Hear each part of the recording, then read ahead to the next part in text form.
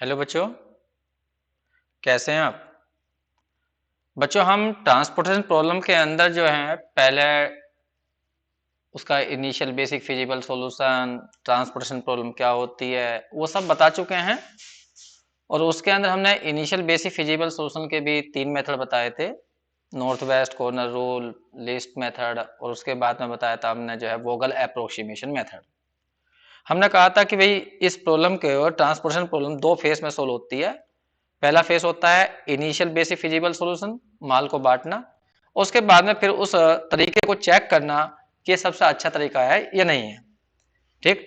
तो अब हम बात करेंगे, अगर किसी बच्चे ने मतलब पहले मेथड नहीं पढ़े हैं तो उन्हें पढ़ लीजिए, क्योंकि डायरेक्ट तुम ऑप्टिमल टेस्ट पर आते हो, दूसरे फेज में आते हो तो एकदम थोड़ी प्रॉब्लम हो सकती है। इसलिए पहले उन मेथड को पढ़ लीजिए, उसके बाद फिर इस पर जाइए। ठीक है। तो अब हम यहाँ पर फेज सेकंड में आ गए हैं ट्रांसपोर्टेशन प्रॉब्लम के। मैंने एक प्रॉब्लम ली है जो मैं पहले भी करवा चुका हूँ। एक प्रॉब्लम ली है, इसको मैंने वोगल्स है इसको माल को बांट लिया है। ठीक है। यहाँ पर O1 O2 O3 O4 चार फैक्ट्री हैं। इन पर ये प्रोडक्टों की संख्या है जो इनके पास में अवेलेबल है। D1 D2 D3 की पास में की जो रिक्वायरमेंट है वो नीचे लिखी हुई है 7 9 18। इनका सम करेंगे 34 है। तो ये एक बैलेंस प्रॉब्लम है, क्योंकि इसमें रिक्वायरमेंट का सम और जो प्रोडक्ट अवेलेबल है उनका सम बराबर आ रहा है। तो वोगल से हमने इसको माल को बांट लिया है। तो ये मैंने लिखा है यहाँ पर कि X11 का मतलब 5 है, तो यहाँ से हमने भेजे हैं इस पर 5 प्रोडक्ट। X23 का मतलब 8 प्रोडक्ट, तो 2 से 3 पर यहाँ पर 8 प्रोडक्ट ये भेजे हैं। अब जो वोगल ने ये माल को बांटने का तरीका बताया और इस तरीके से जो किराया निकला वो 80 रुपए निकला। तो अब हम इसे चेक करना चाहते हैं कि ये तरीका बेस्ट है। बेस्ट का मतलब भाई ट्रांसपोर्टेशन की समस्या क्या है कि किराया सबसे से कम लगना चाहिए, ऐसा तरीका बताना। तो हमने वोगल से माल तो बांट लिया है, लेकिन हम इसे चेक तो करें कि ये बेस्ट है भी नहीं है। तो इसे चेक करने के लिए फिर मुझे यहाँ पर दूसरे फेस में आना होगा, और दूसरा फेस है ऑप्टिमल टेस्ट। पहले वालों को बोलते हैं इनिशियल बेसिक फिजिकल सॉल्यूशन, और दूसरे फेस में बोलते हैं ऑप्टिमल टेस्ट। ऑप्टिमल टेस्ट का मतलब होता है कि हमें यह बताना है कि सबसे बढ़िया मेथड कौन सा है, किराया जिससे कम से कम लगे। देखिए, यहाँ पर जो मेथड हम यूज करेंगे ऑप्टिमल टेस्ट के लिए उसका नाम है मोदी मेथड, या मॉडिफाइड डिस्ट्रीब्यूशन मेथड, या बहुत से लोग इसे यूवी मेथड भी कहते हैं। अब इसमें स्टेप 8 9 स्टेप हैं, तो एक एक स्टेप समझाना। तो मैं एक प्रॉब्लम, वही जो प्रॉब्लम ऊपर ली थी उसको ही करके दिखाऊंगा इसमें जो है, और स्टेप के साथ साथ बताता रहूंगा। देखिए, पहला स्टेप क्या है। कंस्ट्रक्ट ए ट्रांसपोर्टेशन टेबल। एक खाली टेबल बना लीजिए, ट्रांसपोर्टेशन टेबल, और एंटर द कॉस्ट। कॉस्ट का मतलब किराया, जो किराया उसने बताया था ट्रांसपोर्टर ने, किराए को दिखाएंगे हम या CIJ से। ठीक है। तो जो किराया है उसको तुम्हें लिखना है अपर लेफ्ट कॉर्नर में ऑफ द सेल। सेल के अपर लेफ्ट कॉर्नर में लिखिए। देखिए, मैं यहाँ पे देख रहा हूं, देखो ये रही प्रॉब्लम जो ये अंदर है, ये सारे किराए हैं, ये किराए। तो मैंने ये देखो इस टेबल बनाई है, ये टेबल बनाई, और उसमें किराए लिखे हैं ऊपर 2 7 4। इसका मतलब यहां से यहां तक एक प्रोडक्ट पे लगने वाला किराया 2 रुपए है, फिर यहाँ पे 7 रुपए है। तो ये किराए लिखने हैं तुम्हें अपर लेफ्ट कॉर्नर में। सेल का मतलब ये खाने, इस सेल के अपर लेफ्ट कॉर्नर में, ऊपर वाले लेफ्ट वाले कोने में यहाँ लिखना। ठीक है। तो ये स्टेप 1 है। फिर स्टेप नंबर 2 क्या कहता है, find initial basic feasible solution by any method. माल को बांट दीजिए किसी भी मेथड से। ठीक है। हमने बांटा है वोगल से। फिर क्या करा वो, एंटर दीज एलोकेशन। तो एलोकेशन किसका कहा जाएगा, माल को बांटने को। जहां तुम माल बांट रहे हो, कितने कितने प्रोडक्ट भेज रहे हो, कितने एलोकेट कर रहे हो, तो एलोकेट का मतलब हमारे एक्स से दिखाते थे हम, बताया था मैंने तुम्हें। तो enter these allocation at the centre of the cell, उसे सेल के सेंटर में लिखिए। यहाँ देखो वोगल ने क्या बताया, 5 आइटम 1 पर भेजो। तो मैंने ये लिख दिया सेंटर में 5 आइटम। फिर उसने कहा 2 3 पर 8 भेजो, ये 2 3 पर 8 भेज दिए। फिर यहाँ पर 3 2 पर 7, तो सेंटर में लिखने हैं। तो जो माल बांटा गया है वो सेंटर में लिखा गया, ध्यान रखना। और ये ऊपर वाले हैं किराए। ठीक। तीसरा स्टेप पर जाइए। यहाँ पर तीसरे स्टेप में क्या है, अब तुम्हें कुछ नंबर निकालने हैं। बस ये मेन चीज है, ये समझ में चाहिए तुम्हें। कुछ नंबर निकालने यू और वी फॉर ईच रो और कॉलम के लिए। और निकालने किससे, इस फॉर्मूले से। क्या फॉर्मूला, पढ़ लो सही से। CIJ बराबर होना चाहिए यू आई और वी के सम के। इसका मतलब क्या है, किराया बराबर होना चाहिए यू और वी के सम के। ठीक है। इस तरह से इस फॉर्मूले के द्वारा निकालने यूवी। और इन नंबरों को बोलते हैं, यहाँ लिखा भी दिया मैंने नोट में, यू और वी को कहते हैं ना शैडो कॉस्ट, या फिक्टिशियस कॉस्ट भी कहते हैं, बहुत से काल्पनिक कॉस्ट बोलते हैं, इमेजनरी कॉस्ट। ठीक है, तो यू वी का नाम भी ध्यान रखना। अब इनको निकालने के लिए पहले तो मैं यहां से देखो, इस फॉर्मूले में, इस फॉर्मूले किराया, तो किराया तो हमें हर जगह पता है कितना है, यू वी दोनों ही हमारे लिए अननोन है क्योंकि दोनों चीज निकालनी है। तो एक फॉर्मूले के अंदर, इस इक्वेशन के अंदर दो अननोन और एक हमें पता है सी, तो ऐसे कैसे निकल जाएंगे? तो इसलिए हमें इसमें कम से कम दो का तो पता होना चाहिए ना, एक यू का पता हो, एक सी का पता हो, तभी तो वी निकलेगा। तो इसके लिए हमने तुम्हारी हेल्प करी यहां पर नोट में डालकर। सबसे पहले एक यू या एक वी जीरो लेना, लेकिन कौन सा यू वी जीरो लेना? According for which the corresponding row और column has maximum number of individual allocation. अब इसका क्या मतलब है, मैं टेबल समझाता हूं। देखो, पहली रो में कितनी जगह तुमने माल भेजा? एक जगह बस, यहां भेजा, इसे कहेंगे एलोकेशन। ये एक एलोकेशन है। इसमें कितनी जगह माल भेजा? एक जगह। तो इसमें रो में भी एक एलोकेशन, इसमें भी एक जगह भेजा, इसमें तीन जगह भेजा। कॉलम में चेक करियो, इस कॉलम में दो जगह माल भेजा, इसमें दो जगह, इसमें दो जगह। तो सबसे ज्यादा किस रो या किस कॉलम में भेजे? इसमें भेजे। तो इस रो के सामने जीरो चुन के लो। फिर सुन लीजिए, देखिए हमें यहां कुछ नंबर्स निकालने हैं, रो के लिए भी और कॉलम के लिए भी। जो नंबर मैं रो के लिए निकालूंगा उन्हें यू से दिखा दूंगा, लिख देता हूं मैं लो। जो नंबर हम रो के लिए निकालेंगे उन्हें यू से दिखाएंगे। जैसे पहली रो के लिए u1 से दिखाएंगे, दूसरी रो के लिए u2 से, तीसरी रो के लिए u3 से, चौथी रो के लिए u4 से। और जो हम कॉलम के लिए कुछ नंबर निकालेंगे तो उन्हें हम v1 से, इसको v2 से, इसे v3 से दिखाएंगे। ये ना, ठीक है। अब उसने कहा सबसे पहले इनमें एक जीरो चुनना। कौन सा जीरो चुनना? u या v? जिस रो में ज्यादा माल भेजा गया या जिस कॉलम में ज्यादा भेजा गया। पहली रो में एक, इसमें एक, इसमें एक, इसमें तीन, कॉलम में दो दो दो, सबसे ज्यादा यहां माल भेजा गया। तो इस रो के सामने जो u पड़ रहा है उसे जीरो ले लो। अब इस जीरो की हेल्प से बाकी सारे भी निकल जाएंगे, लेकिन उसके लिए ये फॉर्मूला लगाना तुम्हें, सी आई जे बराबर यू आई प्लस वी जे। अब देखो, इस फॉर्मूला लगाओगे तो बहुत मेहनत करनी पड़ेगी। मैं तुम्हें बताता हूं, ये फॉर्मूला केवल ऑक्यूपाइड सेल के लिए ही लगाना है। ऑक्यूपाइड सेल का मतलब जहां पर माल भेजा गया। अब यहाँ पे दो तरह की सेल है, कुछ सेल के अंदर तो माल भेजा गया, कुछ में नहीं भेजा गया। तो जो मैंने पीले कर दिए, कलर में कर दिए पीले वाले में, ये है ऑक्यूपाइड सेल, पीले वाली जहां माल भेजा गया। और जो व्हाइट वाली खाने हैं तो वे हैं हमारे अनऑक्यूपाइड। अनऑक्यूपाइड का मतलब जो खाली हो, ऑक्यूपाइड का मतलब जो भरी हुई हो। तो भरी हुई सेल के लिए फॉर्म लगाना है ये, मतलब कोई भी भरी हुई सेल पकड़ो और उसमें ये फॉर्म लगा दो, ठीक है। तो जैसे मान लो पहली सेल पकड़ी मैंने, इसका भरी भरी सेल है, इसमें सी कौन है? सी का मतलब ऊपर किराया, तो यहाँ दो आ गया। और इसका यू कौन है? इस भरी हुई सेल का, इसके सामने लिखा होगा यू, यू तो यू को तो पता ही नहीं। इसके नीचे देखो वी, वी का भी नहीं पता। तो ऐसी सेल पकड़ो, भरी हुई पकड़ना, लेकिन जिसका यू या वी पता हो, तो तभी तो हमने एक यू जीरो लिया। तो देखो ये भरी हुई सेल है 10 वाली, इसके सामने यू चल गया पता, तो वी निकाल सकते हो तुम। तो यहां रखो, सी की जगह कितना, इस सेल के अंदर किराया कितना, दो, तो यहाँ पे दो लिखोगे। यू कितना इसके सामने? जीरो। वी कितना निकालना है? v3 निकालना। तो v3 की वैल्यू कितनी आ जाएगी? दो, तो यहाँ पे दो आ गया। अब इसमें भर के मत देखना, बस इसका मतलब समझ लो, u और v का सम किराया होना चाहिए। भरी हुई सेल को देखना बस। अब जैसे देखिए, देखो ये भरी हुई सेल है दो वाली, इसके सामने u पता तुम्हें जीरो है, तो v निकाल सकते हो। तो u और v का सम किराया होना चाहिए। किराया कितना है सेल का? 6 है। तो जीरो में क्या जोड़े कि 6 जाए? तो 6 ही जोड़ो, ये आ गया। ये भरी हुई सेल है, इसका u कितना है? जीरो, v निकल जाएगा। तो u जीरो में कितना जोड़े कि किराया 1 बैठ जाए? तो 1 लिख दो। बस ऐसे ही सब सारे u और v निकल जाएंगे। बस तुम्हें भरी हुई सेल को देखना, बस ध्यान रखना। जैसे ये भरी हुई सेल है 7 वाली, इसका तुमने v निकाल लिया 6, तो तुम u निकाल सकते हो। तो 6 में क्या ऐड करें कि किराया 4 बैठ जाए? तो -2 ऐड करो ना, तो 4 बैठ जाएगा। और देखो कोई भरी हुई सेल 8 वाली, देखो 8 वाली ऑक्यूपाइड सेल है, इसके नीचे देखो v कितना है? 2 है। तो 2 में क्या ऐड करें किराया 1 आ जाए? तो -1 कर दो। फिर ऐसे देखो ये 5 वाली भरी हुई सेल है, 5 का v चल गया तुम्हें पता, तो u निकल सकता है। तो v कितना है? 1 है। तो 1 में क्या ऐड करें किराया 2 बैठ जाए? तो 1 ऐड कर दो। तो ऐसा सारे u v निकाल सकते हो। बस u v निकल के तुम्हारे समझ लो, मोदी में समझ में आ गया, और कुछ नहीं करना इसमें। u v निकल गए। बस ये ध्यान रखना, ये ऑक्यूपाइड सेल को देख के लगाना ना फॉर्मूला, ये सारे u v ऑक्यूपाइड सेल सही। अब जो काम करूंगा मैं, जो स्टेप बताऊंगा, और वो सारे अनऑक्यूपाइड के लिए किए जाएंगे, खाली सेल के लिए। खाली सेल के लिए 2 नंबर निकाले जाते हैं। क्या क्या नंबर निकलते हैं वो बता देता हूं मैं, यहाँ प्रभा दूंगा अभी मैं। देखो ये खाली सेल है, इस कोने में, इसे कहेंगे अपर राइट कॉर्नर, इस वाले कोने में तुम्हें u और v का सम लिखना, u और v का सम। तो देखो u कहाँ है, इस सेल का u 1 है और v कितना है, नीचे 6 है, तो 6 + 1 लिखना है यहाँ पर। तो ये u और v का सम लिखना खाली सेल के लिए ले, और ये काम सारी खाली सेल के लिए करिए।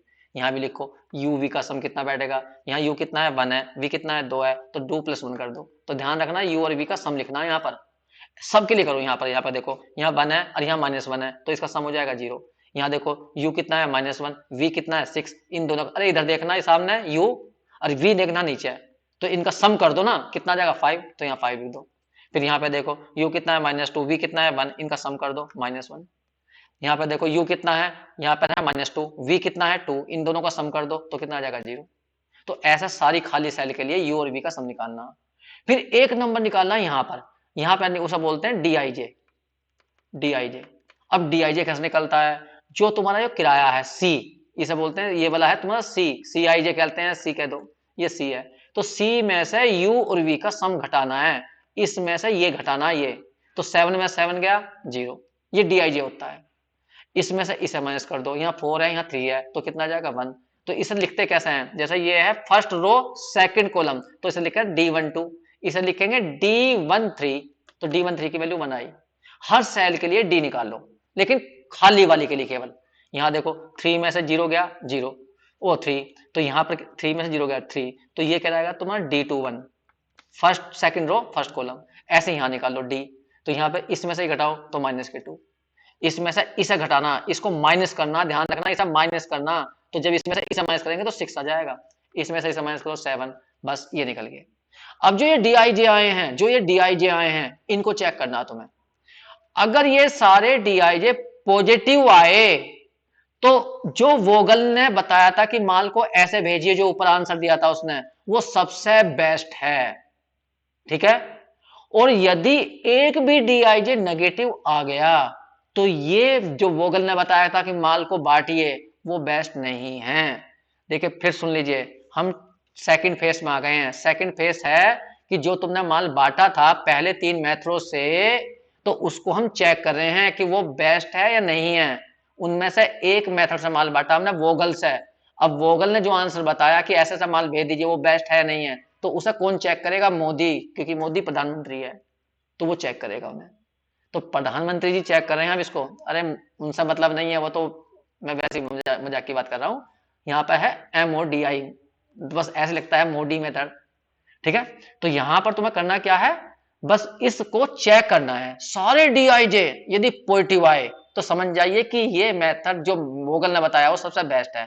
अगर एक भी dij नेगेटिव आ गया तो ये मेथड अच्छा नहीं है। अब देखो यहाँ पर dij ये नेगेटिव आ गया -2, तो ये नेगेटिव आ गया, तो ये मेथड वोगल का बढ़िया नहीं है।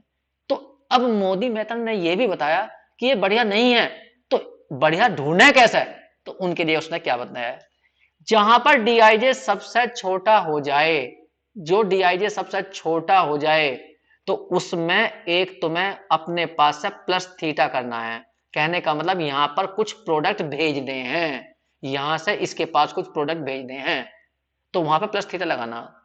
और एक तुम्हें यहां पर लूप बनाना, वो लूप तुम्हें इस थीटा से स्टार्ट करना है और इस थीटा पे ही बंद कर देना, लाना, मतलब क्लोज लूप बनाना।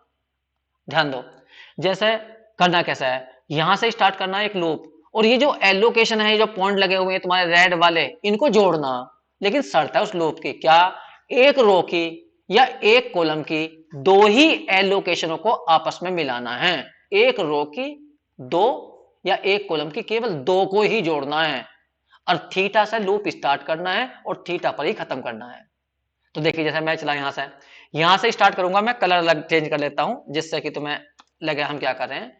थीटा से गए हम 8 पर, तो इस रो की हमने 2 एलोकेशन जोड़ दी, एक थीटा वाली एक 8 वाली। फिर यहां से आए हम 10 पर, तो इस कॉलम की 2 जोड़ दी। फिर आए यहां से हम 2 पर, तो इस रो की हमने 2 जोड़ दी। अब हमें 2 सब फालतू जोड़नी, ध्यान रखना। अब यहां से चलेंगे ऊपर की ओर, लेकिन लास्ट में हमें थीटा पे आना। तो यदि मैं 2 को सीधा थीटा जोड़ूंगा, बीच में 7 भी आएगा, तो ऐसी स्थिति में यदि कोई बीच में आ रहा है तो तुम उसे ओवरलैप करा सकते हो। तो तुम यहां पर आ गए, तो ये बन गया क्लोज लूप, ठीक है। तो लूप बनाना तुम्हारा चाहिए, एक रो की या एक कॉलम की 2 ही जोड़नी है, और थीटा से स्टार्ट करना, थीटा पे खत्म करना।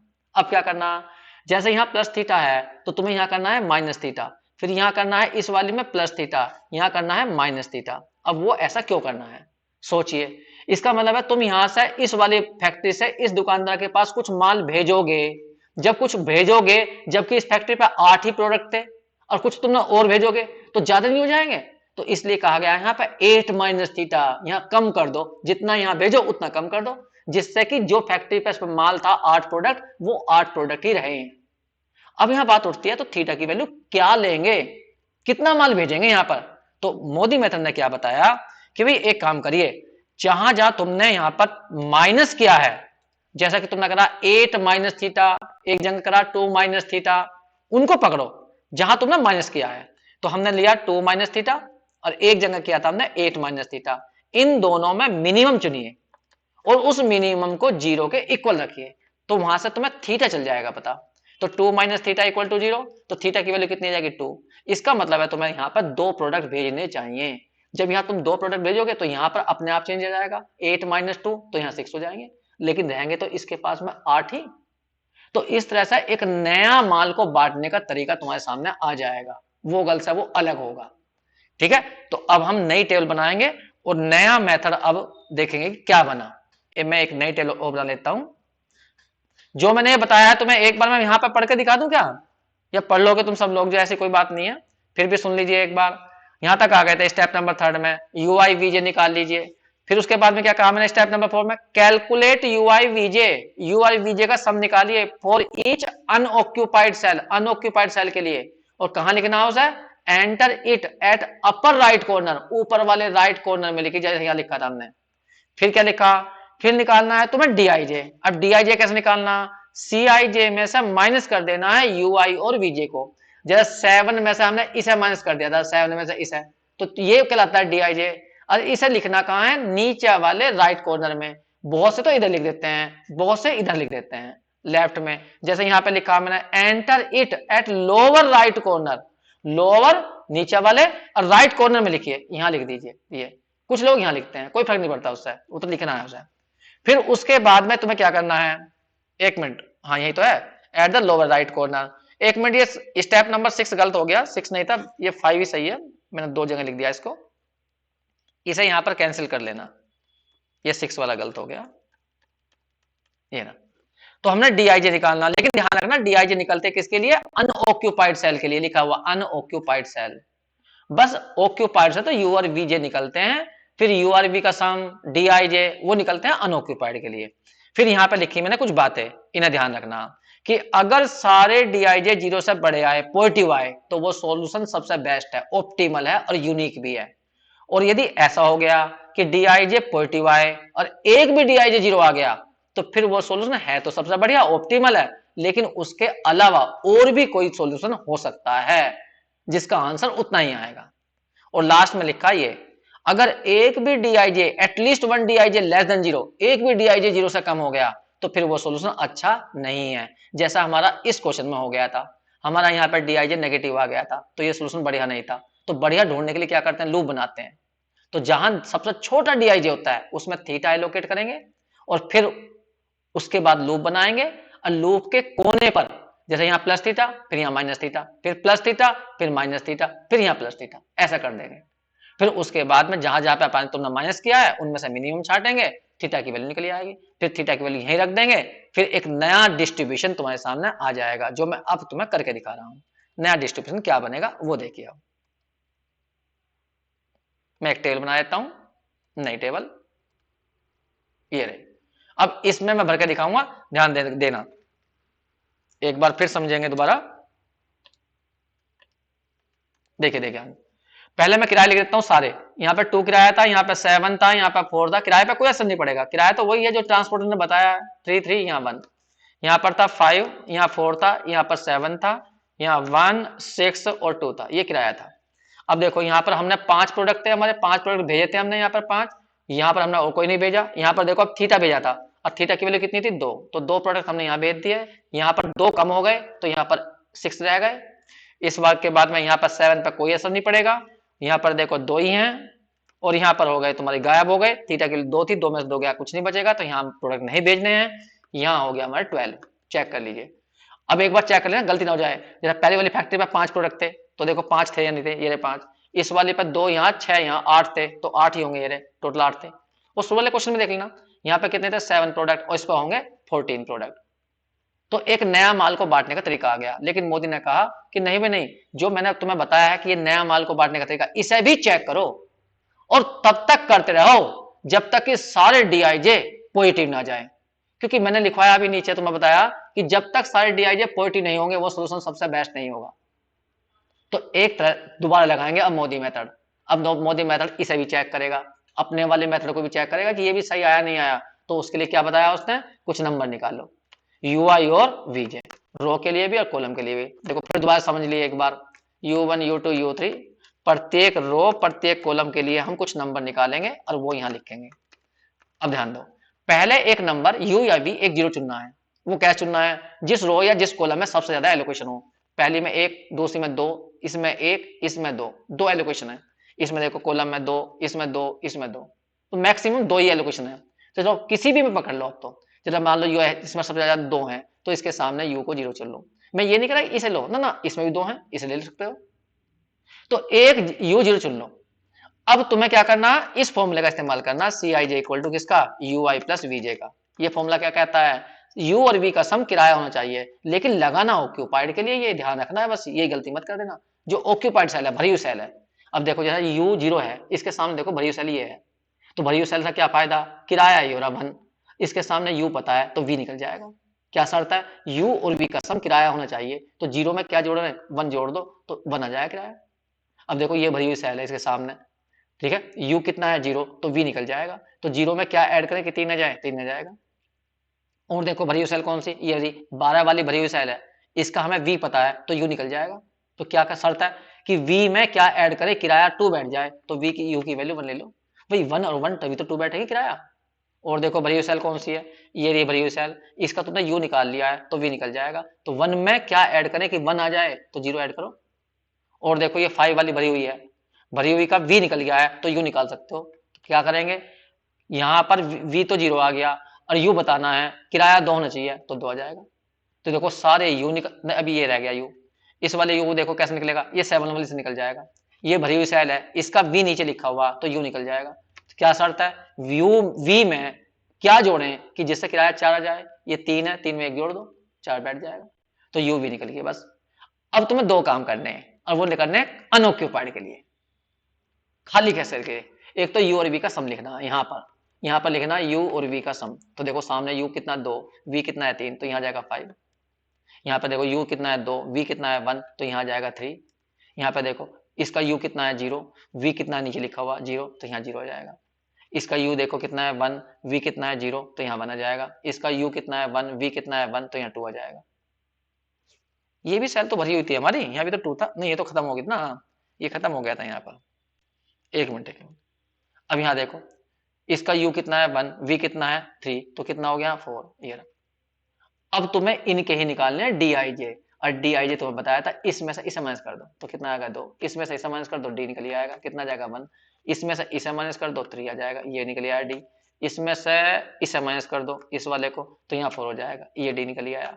इसमें से इसे माइनस कर दो तो यहाँ आ गया 5, इसमें से इसे माइनस करो इस वाले को, तो कितना जाएगा 2, ये आ गया डी।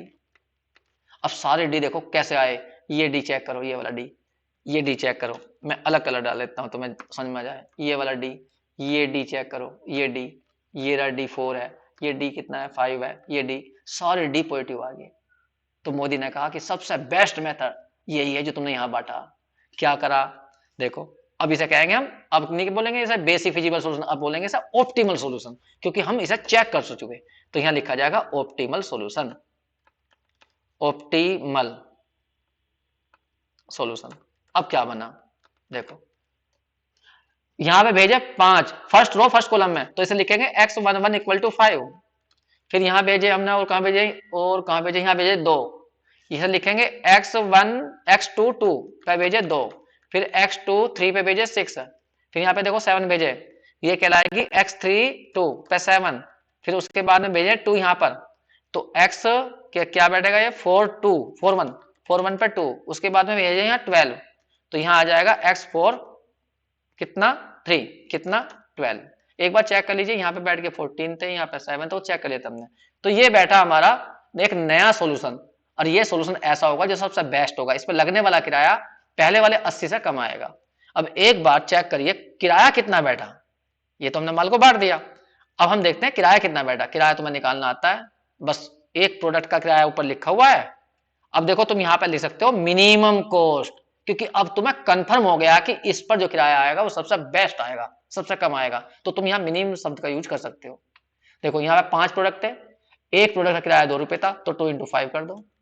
यहाँ पर चेक करिए, यहाँ भेजे तुमने 2, और एक का किराया 3 था, तो 3 into 2 कर दो। यहाँ पर देखो यहाँ पर कितने थे, यहाँ पर एक प्रोडक्ट का किराया 6 रुपए नहीं 1 रुपए था, अब भेजे कितने तुमने 6, तो 1 into 6 कर दो। उसके बाद में यहाँ देख लीजिए 4 into 7, उसके बाद में तुमने यहाँ भेजे 2, तो 1 into 2। उसके बाद में यहाँ देख लीजिए 2 into 12।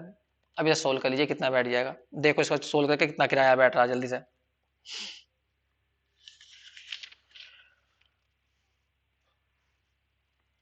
देखिए मैं इसका आंसर लिख रहा हूं, इसका आंसर है 76 आएगा। कैलकुलेट कर लेना, वो तो कोई बात ना।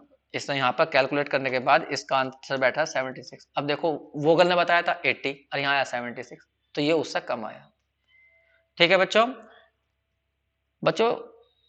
अगर तुम्हें पसंद आता है या कोई प्रॉब्लम भी है, मैं तो कहता हूँ यदि मान लो कोई कमी भी दिखाई दे रही है तो कमेंट करिए, उसको बता दीजिए मुझे, जो है मैं उसको दूर करूंगा जो है। ठीक है, यदि मान लीजिए कोई चीज पसंद नहीं आ रही है यार, कोई दिक्कत आ रही है उसके अंदर, तो मुझे बताओगे तभी तो मैं उसको दूर करूंगा। ठीक है बच्चों, अब इसे सही से कर लीजिए, फिर अगली वीडियो में हम अगला इसका टॉपिक डालेंगे। अब इसके अंदर डिजेनरेसी बची हुई है, अनबैलेंस प्रॉब्लम बची हुई है, वो सब उसमें करेंगे। ठीक बच्चों, थैंक यू।